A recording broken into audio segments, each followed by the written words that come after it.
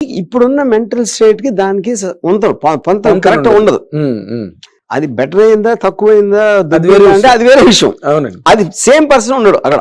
Exact. అది అంటే you will not identify your correct. But మీరు సత్య తర్వాత చాలా మంచి సినిమాలు తీశారు. అండ్ మీరు ఇందాక మీరు అన్నట్టుగా మంచి చెడు అనేది సబ్జెక్టివ్ అనేది, హిట్ అయ్యి కూడా సబ్జెక్టివ్. నేనేంటంటే ఇది ఒక పర్టికులర్ ఎమోషన్ రిప్రజెంట్ చేసింది సత్య. ఇప్పుడు కంపెనీ సత్య తర్వాత వచ్చింది, సర్కార్ సత్య తర్వాత వచ్చింది, బూత్ సత్య తర్వాత వచ్చింది. కానీ వాటిల్లో కూడా ఐ ఫీల్ సత్యాలో ఉన్న హార్ట్ లేదన్న ఫీలింగ్. హార్ట్ కాదు, సారీ టు కరెక్ట్ యూ, ఆ ఇంటెన్సిటీ ఏదైతే సత్యాలో క్రియేట్ అయిందో, ఆ ఫ్యూజన్ క్యారెక్టర్స్ మధ్య, సీన్ టు సీన్ మధ్య, అది నేను కదా హార్ట్ అంటే నా ఉద్దేశం. ఇప్పుడు కంపెనీ కూడా చాలా మంది ఫ్యాన్స్ ఉంటారు కంపెనీ సినిమా. అదేంటంటే every film will represent a certain genre. మీరు ఇప్పుడు కంపెనీ అనేది ఒక టాప్ యాంగిల్లో అండర్ వరల్డ్ ఎలా ఉంటుంది అనే ఒక కాంటెక్స్ట్ లో తీసినది. Satya is very low angle film or high level film actually, human లెవెల్లో. ఇప్పుడు సత్యాలో మీరు చూస్తే టెక్నిక్ చాలా తక్కువ ఉంటుంది సత్యాలో. అవును, టెక్నిక్ చాలా తక్కువ. కరెక్ట్. ఇప్పుడు ఫోటోగ్రఫిక్ యాంగిల్స్ కానీ కెమెరా మూవ్మెంట్స్ కానీ సత్యాలో చాలా తక్కువ ఉంటాయి.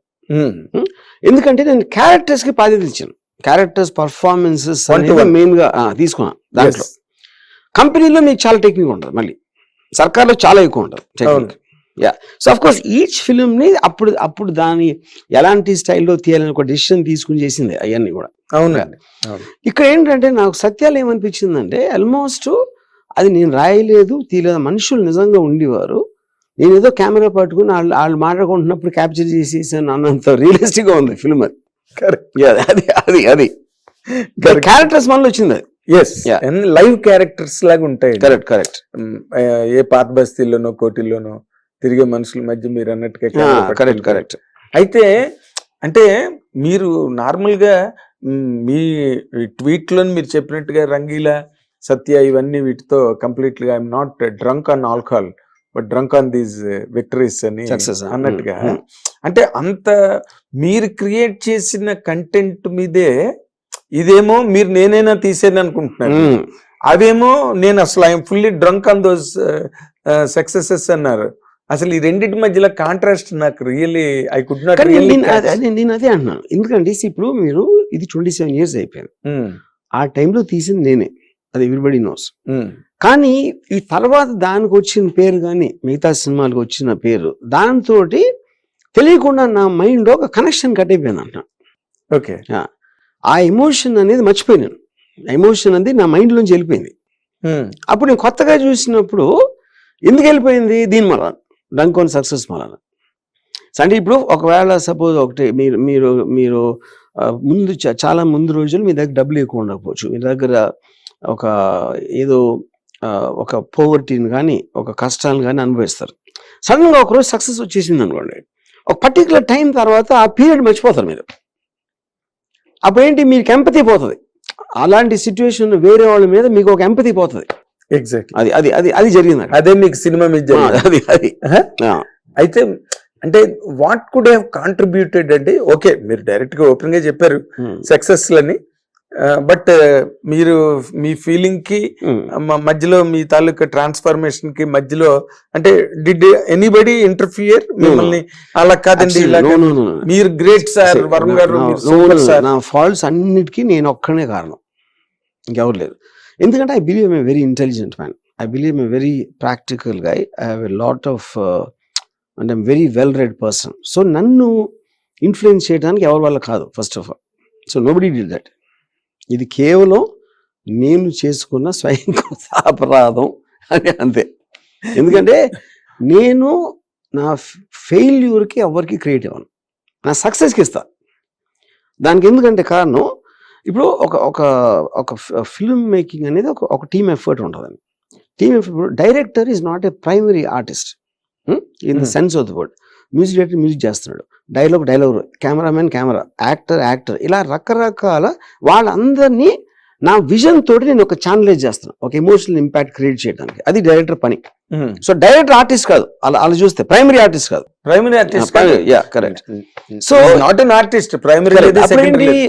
ఎవరెవరు కాంట్రిబ్యూట్ చేశారు నాకు ఈ పర్టికులర్ డైలాగ్ ఫలానా కూడా చెప్పాడు, ఈ పర్టికులర్ షార్ట్ ఇలా ఐడియా వచ్చింది, ఈ పర్టికులర్ ఇది, వీళ్ళందరి కాంట్రిబ్యూషన్ నేను తీసుకున్నా. సో వాళ్ళకి నేను సక్సెస్ క్రియేట్ ఇవ్వాలి, వాళ్ళందరూ కలిస్తేనే ఇది వచ్చిందని. ఫెయిల్యూర్లు ఏమవుతుందంటే నా ఒక్కడిదే ఉంటుంది. ఎందుకు ఉంటుందంటే వాళ్ళందరూ నా విజన్ పనిచేశారు, నా విజన్ రాంగ్ అయినప్పుడు వాళ్ళందరూ రాంగ్ వెళ్తారు. అప్పుడు ప్రైమరీ కారణం ఎవరు? నేను అది చెప్పేది. బట్ మీ టీము, మీ క్వార్టరియో ఎవరో ఉన్నారనుకోండి, వాళ్ళు వర్మ గారు మనం కరెక్ట్ గా వెళ్ళట్లేదండి, రాంగ్ కనీసి చెప్తారు, చెప్పింది మీరు వినరు కదా. అది కూడా పాయింట్ కాదు. కరెక్ట్ గా వెళ్ళట్లేదు ఎవరికి తెలియదు. ఫస్ట్ ఆఫ్ ఆల్ కరెక్ట్ ఏంటనేది పాయింట్ 1. ఇప్పుడు మీరు చాలా మందిని చెప్పాను వినలేదు అంటారు, చాలా అట్లు అంటారు. కానీ ఫైనల్ గా డెసిషన్ ఎవరు తీసుకోవాలి అంటే, ఉదాహరణకి నాకు ఆ మధ్యన ఒకడు మీ కెమెరా యాంగిల్స్ అన్ని ప్రెడిక్టబుల్ అయిపోతున్నాయి అని చెప్పాడు. అంటే అది సలహా ఇచ్చినట్టే కదా, అది చేయొద్దని. అప్పుడు నేను ప్రాక్టికల్ గా దాన్ని ఆచరించాను అనుకోండి, నేను మళ్ళీ నెక్స్ట్ సినిమా తీసినప్పుడు కెమెరా నా ఇన్స్టింక్ట్ తో యాంగిల్ పెడతాను. అప్పుడు వీడిది గుర్తొచ్చింది అనుకోండి, అప్పుడు వాడిని పిలిచి అడగాలి ఎక్కడ పెట్టాలని, లేకపోతే నాకు నమ్మకం లేని యాంగిల్ పెట్టాలా. అది పాయింట్. నమ్మకం లేని అంటే ఇప్పుడు ఫర్ ఎగ్జాంపుల్ నమ్మకం అంటే నాకు కన్విన్సింగ్ లేదు, కానీ నా యాంగిల్ అది నా యాంగిల్ అనేది ప్రెడిక్టబుల్ అయింది కాబట్టి నాకు నచ్చిన యాంగిల్ పెట్టాలి. అప్పుడేంటి, మీ కన్విక్షన్స్ మీరు వదిలేసి వేరే కోసం చేస్తున్నారు, అది ఇంకా డేంజరస్. కదా, అది సూపర్ డేంజరస్. ఇప్పుడు సలహాలు ఎలా ఇస్తారు ఎవరైనా, మీరు పాలిటిక్స్ లో తీసుకోండి, ఇది చేస్తే గవర్నమెంట్ అది వస్తుంది, ఇది చేస్తే సినిమా ఆడదు, అది చేస్తే బిజినెస్ నడవదు, ఎన్ని సలహాలు అందరూ ఇస్తూనే ఉంటారు కదా. అవునండి.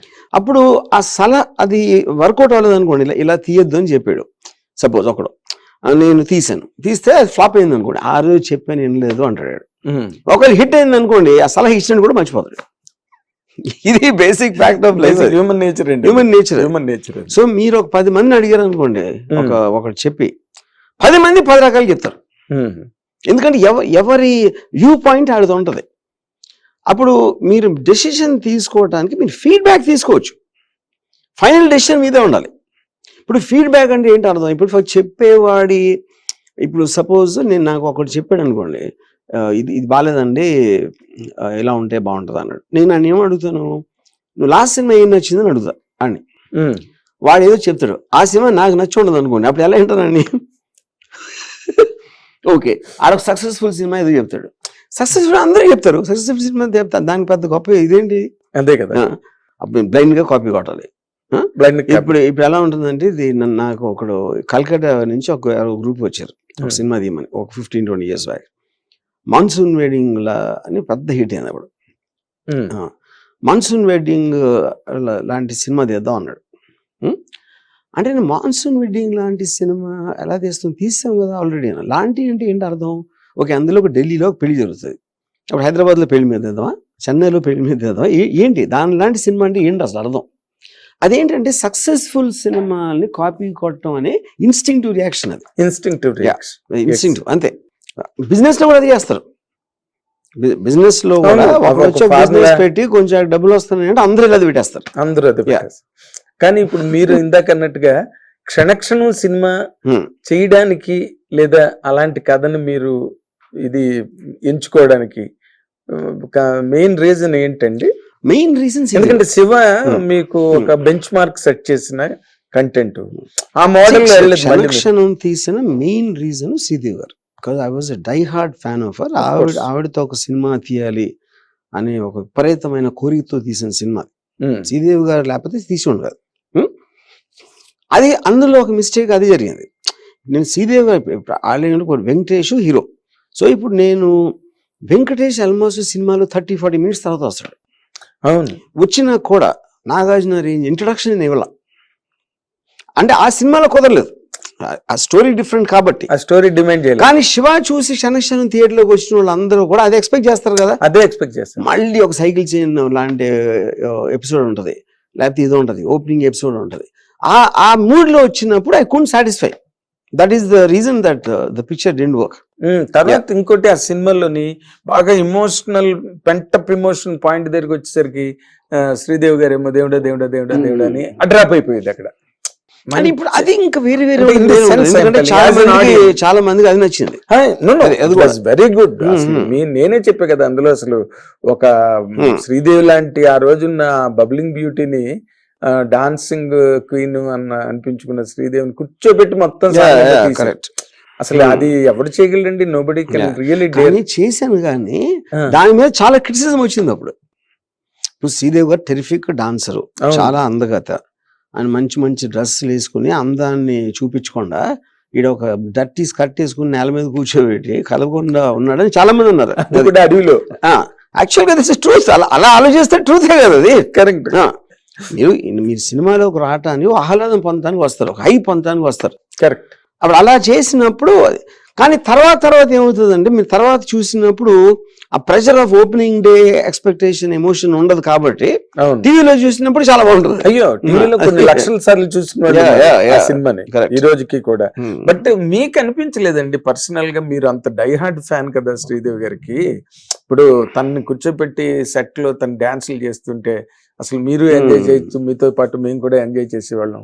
అసలు అందరిని ఏడిపించారు కదా, అందరు కలల రాణిని అసలు కట్టుబట్టలతో అడవికి పంపించి అడవిలో కూర్చోబెట్టి పాట తీసి మీకు అనిపించలేదు అలాగే? What did you expect of it? అంటే నేను ఒకటి I wanted to show her very beautiful, ఒక టార్గెట్. రెండోది తనకున్న extraordinary acting capacity which I saw in mister India, లేకపోతే అలాంటి సినిమాలు వాటిలో తనకున్న కామెడీ టైమింగ్ ఇవన్నీ ఎక్స్ప్లాయిట్ చేయడానికి డిజైన్ చేసి రాసిన స్క్రిప్ట్ అది క్షణక్షణం. ఓకే. శ్రీదేవి చుట్టూ. అంటే ఎవరు మిమ్మల్ని మీరు ఇంకా there was never ever discussion? No discussion. ఇంకా మీతో ఎవరు మాట్లాడతారు సార్ శివ తర్వాత? ఎప్పుడు మాట్లాడలేరు, ఆ తర్వాత అసలు ఎప్పుడు మాట్లాడలేదు. శివ కూడా మాట్లాడరా. అంటే అది మీరు కన్విన్స్ చేసే దాన్ని బట్టి ఉంటది కదా. అయ్యో వెంకట్ గారు చెప్పారు కదా కాన్వర్సేషన్ లో మాట్లాడినప్పుడు నేను కన్విన్స్ చేయగలిగితే ఒప్పుకుంటారు కదా. అదే పాయింట్. మరి ఆ తర్వాత డౌన్ ది లైన్ క్షణక్షణం తర్వాత గోవింద గోవింద వచ్చింది. Govinda Govinda was also did not fair. Correct. మీరు మీదైన కారణం గోవింద గోవింద ఒక వన్ రీజన్ ఈజ్ ఇప్పుడు నేను హోల్ ఒక స్టోరీ అంతా బిల్డప్ ఇంటర్వ్యూలో ఒక రాబరీ జరుగుతుంది తిరుపతి. దాన్ని ఎలా సాల్వ్ చేస్తారు ఏంటి అనేది సెకండ్ పార్ట్. ఈ రాబరీ నేను 1200 feet ఎంతో అంటే అంటే ఆల్మోస్ట్ 12 to 13 minutes, దాంట్లో సెన్సార్లో 9 minutes ఎగిరిపోయింది. 9 కన్నా పైన. ఎందుకు వాళ్ళు వేసి దేవుడి గుడిలో షూస్తో ఉండకూడదు అంటే దొంగలు రాబ్ చేయడానికి వచ్చి వాళ్ళు షూస్ ఎందుకు ఇస్తారు బయట? ఓకే, అది వేరే విషయం. దాని ఒక్కదాన్ని మనం అంటలేను. That could be one reason, fundamental hook point of the film అది ఆ టైంలో. సెకండ్ మేబీ అంటే ఇప్పుడు ఇదంతా కూడా పోస్ట్ అనాలిసిస్ క్షణక్షణం లాగా. అంటే post main reason I believe robbery thing ఒకటి, దాంతో ఎమోషన్ అనేది లేకుండా పోయింది సినిమాలో. సో ఇండివిజువల్ గా సాంగ్స్ బాగున్నాయి, ఏదో సీన్స్ బాగున్నాయి, అన్ని బాగానే ఉన్నాయి, కానీ what was missing is the fundamental hook. దేనికోసం అయితే సినిమా తీసామో అది లేదు సినిమా. 9 minutes లేపేయడం వల్ల అదే మెయిన్ పాయింట్ లేదు కదా. ఓకే. ఎందుకంటే అసలు ఒరిజినల్ గా ఆ సీక్వెన్స్ చూస్తున్నప్పుడు రీ రికార్డింగ్ టైంలో ఈ కోరస్ సింగర్స్ కొంతమంది మోర్చిపోయారు అసలు అది చూసి, ఆ ఎపిసోడ్. అవునా? రాబరీ ఎపిసోడ్ చూసి. అంటే అంత స్ట్రాంగ్ ఎమోషన్ ఉంటది అది. కానీ మీరు టైటిల్ కూడా మంచి టైటిల్ అండి, అంటే పాపులర్ కొలెక్టివల్ టైటిల్ గోవింద గోవింద అని అంటారు. ఆ టైంలో చాలా మందికి రివర్స్ గోవింద గోవింద అంటే they felt it was very negative title. అంటే మనం ఒక గోవింద అంటాం కదా, గోవింద గోవింద అంటే పోయిందని నెగిటివ్ ఆస్పెక్ట్ లో చూసేవారు చాలా మంది. అది మరి దత్ గారు వజ్ర కిరీటం అనేదో మీకు సజెస్ట్ చేస్తున్నారు కదా. కరెక్ట్. మరి ఎందుకు మీరు ఒప్పుకోలేదు వజ్ర కిరీటం? ఐ థాట్ ఇట్ వన్ మరి ఏ ఫర్ యాపిల్ టైటిల్ అంటే ఐ వాంటెడ్ ఎ స్లైట్ పన్ ఇన్ ఇట్. గోవింద గోవింద అది అప్పుడు బాగా మీరు అన్నట్టుగా మీరు పెట్టింది కొలిక్వల్ టైటిల్. ఎందుకంటే ఎవరు కొండ మీదకి వెళ్తున్నా గోవింద గోవింద అని అరుచుకుంటూ వెళ్తారు, ఇంట్లో పూజలు చేసుకున్నప్పుడు కూడా గోవింద గోవింద అనుకుంటారు. But on the other side వాడు డబ్బులు ఎవడన్నా పోగొట్టుకుంటే ఆ సెన్స్ ఎక్కువ క్యారీ అయిందండి సినిమా మీద. అక్కడ మరి ఇంకెవరు నిలబడలా, నాగార్జున అండ్ శ్రీదేవి రాజుకోటి మంచి మ్యూజిక్ చేశారు, మంచి పాటలు, ఇందిరా మందిర, సుందర, ఎప్పటికీ మర్చిపోలేని పాటలు అవన్నీ కూడా. తర్వాత ఆఫ్టర్ దట్ మీరు బాలీవుడ్ లోకి వెళ్ళిన తర్వాత కూడా మీరు చేసిన సినిమాలు, you made the Bollywood kneel down before you. ఇప్పటి వరకు that is too strong line. The point, ఇప్పుడు నాకున్న ఒక unique aspect story telling, making technique పరంగా ఉన్న అవగాహనలో, they never saw a love story like Rangeela for example, లేకపోతే never saw something like Satya. So ఆటోమేటిక్గా అంత డిఫరెన్స్ ఇన్ టేకింగ్ వచ్చినప్పుడు I will be talked about. Your talked about India Today లాంటిది కూడా మీకు బ్రహ్మాండంగా అసలు డైరెక్టర్ ఆఫ్ ది సెంచరీ అని, డైరెక్టర్ ఆఫ్ ది కంట్రీ అని, అసలు డైరెక్టర్ ఆఫ్ ది వరల్డ్ అని, అసలు మామూలుగా పోటీ పడి ఇచ్చారు మీకు టైటిల్స్. అన్ని టైటిల్స్ విన్ చేసిన ఇండియన్ డైరెక్టర్ లేడు, అండ్ వరల్డ్ లో కూడా లేరు అన్ని టైటిల్స్ వచ్చిన వాళ్ళు. మనం గాడ్ ఫాదర్ ఇలాంటి స్టూడెంట్స్ ఆఫ్ సినిమా లవ్ చేస్తారు గాడ్ ఫాదర్ అని. How many people could have seen God father? But మీది అలా కాదు. ఇక్కడ మీరు ఈ రోజున మీ అభిమానులందరూ కూడా డౌన్ ది జనరేషన్, సందీప్ వంగలాటోడి దగ్గర నుంచి నిన్న హత్య అనే సినిమా తీసిన శ్రీవిద్య వరకు కూడా అందరూ మిమ్మల్ని, మీ పేరు జపం చేస్తుంటారు అందరూ. వర్మ గారి లాగా షాట్ తీయాలి, వర్మ గారి లాగా షాట్ తీయాలని. బట్ ఈ దీంట్లో మీరు ముందుకెళ్తూ వెళ్తూ వెళ్తూ సడన్ గా సమ్వేర్ యూ శాంక్ నే బాటమ్లెస్ పిట్ లో పడిపోయినట్టుగా అయింది సార్. అది ఎవరు కూడా, మీ అభిమానులు ఎవరు కూడా మళ్ళీ ప్రతి సినిమా మీరు తీసిన రక్త చరిత్ర కానీ, any dam film I call it in that period, మీరు తీసిన వాటిలో ఒక్కొక్క షాట్ ఒక్కొక్క లైబ్రరీ షాట్ అండి, చూసి నేర్చుకోవాల్సింది. But why you have ran in to that segment అండి? నాకైతే ఇప్పటికీ నేను మన దాంట్లో అదే చెప్పాను కదా, ట్వీట్ లో సారాంశం అదే కదా. బేసిక్ గా ఇప్పుడు ఒకటేంటంటే ఆబ్జెక్టివ్ లెస్ డెస్టినేషన్ అని ఉంటుంది. ఇప్పుడు ఐన్ ర్యాండ్ ప్రిన్సిపల్స్ లో ఆబ్జెక్టివిజం అనే దానికి మీనింగ్ ఏంటంటే లక్ష్యం, నేను ఇది సాధించాలా, ఇక్కడికి వెళ్ళాలా, అక్కడికి చేరుకోవాలి అనే ఒక క్లారిటీ ఉన్నప్పుడు మీకు ఒక ఆబ్జెక్టివ్ ఉన్నట్టు. నేనేంటంటే రోడ్డు మీద వెళ్తున్నా, డెస్టినేషన్ ఎందుకు వెళ్తున్నాను, వెళ్ళాల్సిన అవసరం ఏంటి, అక్కడికి వెళ్ళి ఏం చేయాలి అనే క్లారిటీ అనేది ఆలోచించకుండా నడిచాను. అని ఏ సినిమా పడితే అప్పుడు ఏ మూడ్ వస్తే అది తీసేయడం. That is what is called objectiveless destination. Objectiveless. Your journey aimless towards the destination. There is no aim. Aimless. Yeah. అక్కడ ఒక ఆశయం ఏంటంటే I believe I'm a very intelligent man, I'm very well read person. నాలాంటి వాడు కూడా అలా అంత basic common sense లేకుండా ఇన్ని సంవత్సరాలు టైం ఎలా వేస్ట్ చేస్తాడు, ఇన్ని సంవత్సరాలు ఎందుకు చేస్తాడు అంటే that is an answer I cannot give. ఇప్పుడు దీంట్లో ఎప్పుడు నాకు తట్టలేదని కాదు, అప్పుడప్పుడు వస్తున్నాయి ఇది సిగ్నల్స్. ఏంటి, ఫర్ ఎగ్జాంపుల్ ఒక ఫ్రాన్సిస్ కపూలా అది ఒక ఇంటర్వ్యూ చేసిన ఒక 7-8 గాడ్ ఫాదర్ డైరెక్టర్ ఇంటర్వ్యూరు తను ఏదో సినిమా తీసాడు, కాన్వర్జేషన్ అని, గాడ్ ఫాదర్ అంత బాగుంటుందా అని అడిగాడు ఇంటర్వ్యూర్ కపూలాని. అంటే లేదు, సినిమాని కంపేర్ చేయట్లేదు నేను, మీరు గాడ్ ఫాదర్ తీశారు, నాకు బ్రహ్మాండంగా ఒక ఎక్స్పీరియన్స్ వచ్చింది చూస్తున్నప్పుడు, ఆ ఎక్స్పీరియన్స్ నేను ఫీల్ అవుతున్నా ఈ సినిమాలో అంటే కపుల్ ఆన్సర్ చెప్పలేకపోతున్నాడు. ఎందుకంటే తనకు కూడా తట్లా, యూనో. అంటే ఫ్రాన్సిస్ ఫోర్డ్ కపులా లాంటిది కూడా అలాంటి పప్పులో కాలేసాడు అంటే అప్పుడు ఏంటి, చాలా మంది డైరెక్టర్స్ ఈవెన్ ఇక్కడ కూడా. సో ద పాయింట్ ఏంటంటే మనం ఏ సినిమా అయినా ఒక డెసిషన్ నుంచి వస్తుంది. ఆ డెసిషన్ ఆ రోజు ఎందుకు, ఏ పరిస్థితిలో ఏం తీసుకున్నాం అనే ఫ్యాక్టర్స్ ఇన్ఫ్లుయెన్స్ లోంచి మనం చేస్తాం. సో దాన్ని లుక్ బ్యాక్ చేసుకోవడానికి, మళ్ళీ ఆలోచించడానికి ఏదన్నా ఒకటి జరగాలి, సంథింగ్. ఇప్పుడు నేను కాదు, ఏ డైరెక్టర్ కూడా ప్రపంచంలో కూడా, భారతదేశంలో కూడా సినిమా బాగుండకూడదు అని ఎవ్వరూ తెలియదు సినిమా. అవునండి, everybody thinks there is something, చప్పట్లు కొట్టాలనే కదా, there is something in it అనుకుంటాడు. అది అయిన తర్వాత తెలుస్తుంది. కానీ ఇక్కడ పాయింట్ ఏంటంటే ఇంత ఒక పెద్ద ఐడియాతో, ఇప్పుడు ఫర్ ఎగ్జాంపుల్ సత్యం ఉంది, అదేంటి, ఒక అండర్ వరల్డ్ అని ఒక ప్రపంచం ఉంది.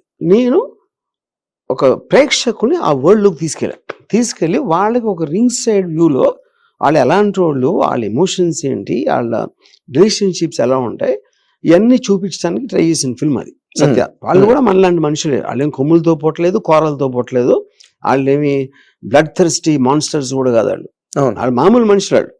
ఇది నా ఉద్దేశం. సో ఒక వరల్డ్ లోకి తీసుకెళ్లి ఆ వరల్డ్ ని పరిచయం చేశాను. నెక్స్ట్ సినిమా ఏం తీశాను, కౌన్ తీశాను. కౌన్ ఏంటి, ఒక ఇంట్లో ఒక అమ్మాయి ఉంటే ఎవడో వచ్చి తలుపు కొడతాడు, అక్కడి నుంచి ఒక చిన్న థ్రిల్లర్, మొత్తం స్టోరీ అంతా కూడా ఒక రాత్రిలో జరుగుతుంది. సత్యాలో ఉన్నంత స్కేల్ తీసి ఈ సినిమా ఎందుకు తీయాలంటే అదేంటంటే అలాంటప్పుడు సబ్జెక్ట్ ఎందుకు సెలెక్ట్ చేసుకున్నారు, మీకు intentionally have to make it bigger, no bigger or better or maybe something similar, something like that. అది నేను ఆలోచించలే అంతే, ఆ టైంలో అదే సరిగ్గా అనుకున్నాం, తీసాం అంతే. అండ్ అసలు ఆ సినిమా లాస్ట్ వెళ్తున్న కొద్దీ as it progresses towards climax చాలా స్పైన్ చిల్లింగ్ ఉంటుంది ఆ ఫిల్మ్. కానీ నా పాయింట్ ఏంటంటే, నేను మొన్న సత్య చూసిన మూడ్ లో నేను కౌన్ తీసేవాడు కాదు, ఆ మూడ్ నాకు అప్పుడు ఉండుంటే, మొన్న వచ్చిన జ్ఞానోదయం, I would have made something bigger and better with actors like Manoj and Urmila. అవునండి, అవును. ఇప్పుడు మీకు ఆ తర్వాత ఇప్పుడు కౌన్ గురించి మీరు మాట్లాడారు కదా, ఆ స్ట్రింగ్ లో మీకు ఏమనిపించేది సార్, ఇలా ఈ సినిమా నేను ఎందుకు తీసాను, ఈ సినిమా అనవసరంగా తీసానే? అదే ఎప్పుడు ఆలోచించలేదు మొన్న వరకు. అదే నేను ఇప్పుడు మొన్న మీకు వచ్చిన ఆలోచన తర్వాత నేను అడుగుతున్నా ఇవాళ, ఎందుకంటే మాకు మీరు అవకాశం ఇచ్చారు ఈ రోజున. ఎందుకంటే అది చెప్తున్నాను, పశ్చాత్తాపాన్ని మించిన ప్రాయశ్చిత్తం ఇది చెప్తున్నాను. అది ఆ ఇన్ని సంవత్సరాలు ఇది 1 year 2 years కాదు కదా, ఒక సినిమా 2 సినిమాలు కూడా కాదు. సో అది ఎందుకు వచ్చిందంటే దానికి ఆన్సర్ నేను చెప్పగలిగితే నిజంగా నేను చేసేవాడిని కాదు. అంటే అప్పుడు మీకున్న మూడ్ వేరు కదా. నేను అదే అంటున్నా, ఇప్పుడు కదా మీరు మీకు ఇంటర్వ్యూ ముందు ఏం చెప్పాను, ప్రతి డెసిషన్ మీరు తీసుకునేది అప్పటికి సంబంధించిన కొన్ని ఫ్యాక్టర్స్ ఇన్ఫ్లుయెన్స్ చేస్తాయి. ఫ్యాక్టర్స్ అంటే మనుషులు కాదు, ఫ్యాక్టర్స్ మైండ్ స్టేట్. మీ మైండ్ స్టేట్ మీరు ఏదో మాట్లాడుతూ ఇది తీయని ఎవరు చెప్పలేను, that is not how it happens. మీకు మట్టుకు మీరే, నేనేదో ఫీల్ అయిన అంతే. అదే కవి కడి స్వతంత్రుడు అంటారు. సడన్ గా నేను కౌన్ లాగా ఒక ఇంట్లో మొత్తం ఒక రాత్రి సినిమా తీస్తే ఎలా ఉంటది అని దానికి ఎక్సైట్ అయ్యాను, అంతేగాని దీని బదులు అది తీయచ్చు కదా అని నా ఆలోచించలా. అదే అంటే చేయిస్తారు అంతే అంతే, వాటిని మీరు ఎప్పుడు కూడా వై చేసుకోలే దాన్ని ఇలా అప్పుడు ఏంటంటే నేను ఈ ట్వీట్ లో నేను ఒక లైన్ పెట్టాను, I was running towards the horizon looking up and completely ignoring the garden I lied beneath my feet. మీరు ఏదైతే లాంచ్ ప్యాడ్ ని మీరు తీసుకున్నారో దాన్ని అర్థం చేసుకోకుండా, దాన్ని కరెక్ట్ గా వాడకుండా మీరు హారైజన్ ని చూసి పరిగెడుతున్నారు. Left the ground because of that many times I fell down అని చెప్పా ట్వీట్ లో. అదే చాలా అంటే మీరు ఎక్కడ ఏ రోజున కూడా you did not what you call recapitulate not did you ever repent on that. Hit TV app, ఇందులో short news, live news, entertainment shows, movies, digital magazines తో పాటు మీ జిల్లా వార్తలను కూడా ఫ్రీగా చూడొచ్చు. అంతేకాదు కేజీ నుంచి పీజీ వరకు విద్యార్థులకు స్కాలర్షిప్ కూడా అందిస్తున్నాం. ప్రతి వారం 10 మందికి లక్కీ డ్రా ద్వారా ఒక్కొక్కరికి 10,000 రూపాయలు అందిస్తున్నాం. ఇంకెందుకు ఆలస్యం, వెంటనే హిట్ టీవీ యాప్ ని డౌన్లోడ్ చేసుకుని ఫ్రీగా ఎంటర్టైన్మెంట్ పొందండి. Hit TV app, hit TV app, please download hit TV app. Hit TV app ని ఫ్రీగా డౌన్లోడ్ చేసుకొని ఎంజాయ్ చేయండి. మీకు నచ్చిన ఎంటర్టైన్మెంట్ కోసం హిట్ టీవీ యాప్ ని ఫ్రీగా డౌన్లోడ్ చేసుకుని ఎంజాయ్ చేయండి. హిట్ టీవీ యాప్ ని డౌన్లోడ్ చేసుకుని ఆస్వాదించండి, ఆశీర్వదించండి. ఇంతమంది సెలబ్రిటీలు హిట్ టీవీ యాప్ ని డౌన్లోడ్ చేసుకోండి అని చెప్తున్నారంటే ఎంత మంచి యాప్ ఆలోచించండి. అమెరికా అమెరికా అమెరికా అమెరికాలో చదవాలనుకునే వాళ్ళకి విశ్వసనీయమైన పేరు మన శౌర్య కన్సల్టెన్సీ. UK లో 1 year masters, UK లో 1 year masters, 2 years work permit up to 5 years visa. Contact Saurya Consultancy. Contact 89851 89851.